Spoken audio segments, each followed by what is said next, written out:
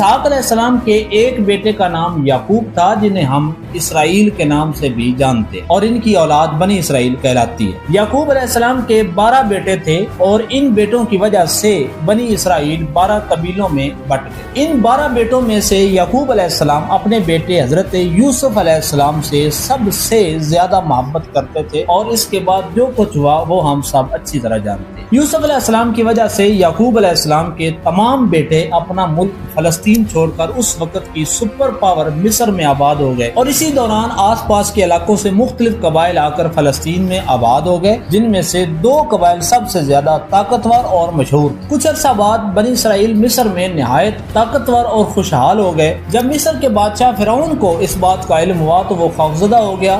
اسے یہ خطرہ لاحق ہوا کہ اگر بنی اسرائیل اسی طرح ترقی کرتے رہے تو ایک دن وہ مصر پر قبضہ کر سکے۔ اسی خوف کے تحت فرعون نے بنی اسرائیل کو غلام بنا لیا اور ان پر شدید ظلم و ستم شروع کر دی۔ یوں بنی اسرائیل تقریباً 400 سال تک مصر میں غلامی کی زندگی گزارتے رہے۔ پھر اللہ تعالیٰ نے ان کی رہائی کے لیے حضرت موسیٰ علیہ السلام کو مبعوث فرمایا۔ حضرت موسیٰ علیہ السلام نے فرعون کے مقابلے میں کھڑے ہو کر بنی اسرائیل کو اس کی غلامی سے نجات دلائی اور انہیں مصر سے نکال کر واپس ان کے آبائی علاقے فلسطین کی طرف روانہ کیا۔ جب بنی اسرائیل نے دریا پار کیا اور صحرائے سینا میں پہنچے تو اللہ تعالیٰ کی طرف سے انہیں حکم دیا گیا کہ فلسطین کی سرزمین میں داخل ہو کر اسے فتح کریں۔ لیکن جب بنی اسرائیل کو معلوم ہوا کہ وہاں طاقتور قبائل آباد ہو چکے ہیں جو ان کے جانے کے بعد وہاں مضبوط ہو گئے تھے تو وہ خوفزدہ ہو گئے۔ انہوں نے اللہ تعالیٰ کے حکم کو ماننے سے انکار کر دیا اور حضرت موسیٰ علیہ السلام سے کہا ہم اس سرزمین میں ہرگز داخل نہیں ہوں گے جب تک یہ لوگ خود وہاں سے نہ نکل جائیں۔ آپ اور آپ کا رب جا کر لڑیں، ہم تو یہی بیٹھے۔ بنی اسرائیل کی نافرمانی پر اللہ تعالیٰ شدید ناراض ہوا اور انہیں حکم دیا کہ اب فلسطین کی سرزمین ان پر حرام کر دی گئی ہے، چنانچہ وہ صحرائے سینا میں بھٹکتے رہیں گے یہاں تک کہ ان کی نافرمان نسل ختم ہو جائے۔ اسی طرح ہوا، اگلے 40 سال تک بنی اسرائیل اسی صحرا میں سرگرداں رہے